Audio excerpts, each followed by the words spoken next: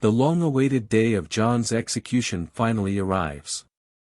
Paul is tasked with taking John's pendant but assures him that he will return it after his passing. The guards escort John to the auditorium, where he keenly senses the overwhelming hostility emanating from the audience. Among them are the grieving parents of the deceased girls, who vociferously taunt him. Brutus advises John to focus on the guards' empathetic feelings, for they hold nothing but sympathy for him.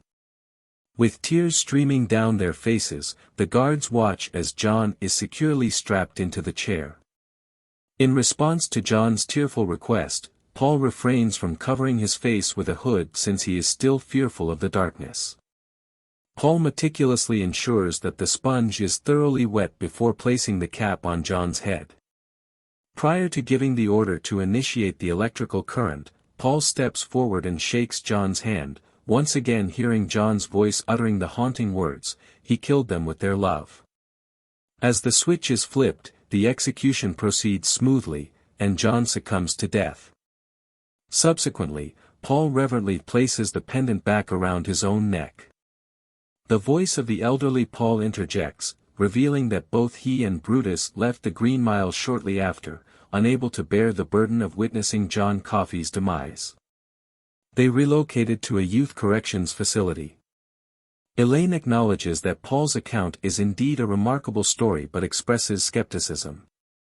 She points out a discrepancy that leaves her unconvinced. Paul mentioned his son being grown up in 1935, suggesting that he should appear significantly older than he does. Paul takes Elaine for a stroll, eventually arriving at a secluded cabin nestled in the woods.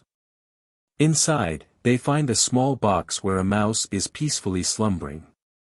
Elaine is taken aback to meet Mr. Jingles, and a flashback reveals that Paul rediscovered the mouse shortly after John Coffey's execution, deciding to keep him as a companion ever since.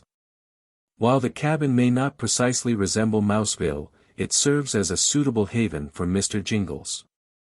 The aged Paul, now 108 years old, believes that John Coffey infected him and the mouse with the essence of life.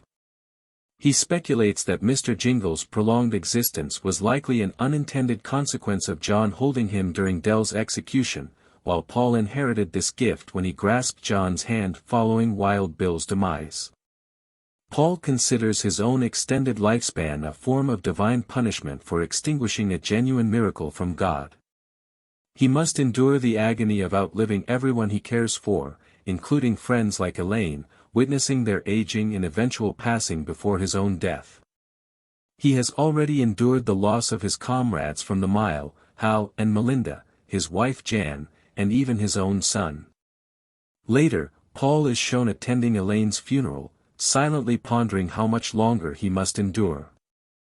Although he acknowledges that his own demise is inevitable, he questions the extent to which God can prolong life. If a mouse can be granted such extensive years, Paul wonders how much longer he must continue living. He asserts that each of us owes a debt to death without exception, yet the Green Mile, in all its seeming length, sometimes becomes a burden. The film concludes with a close-up of Mr. Jingles peacefully asleep. We hope you enjoyed this video, and if you did, please give us a thumbs up and leave a comment down below.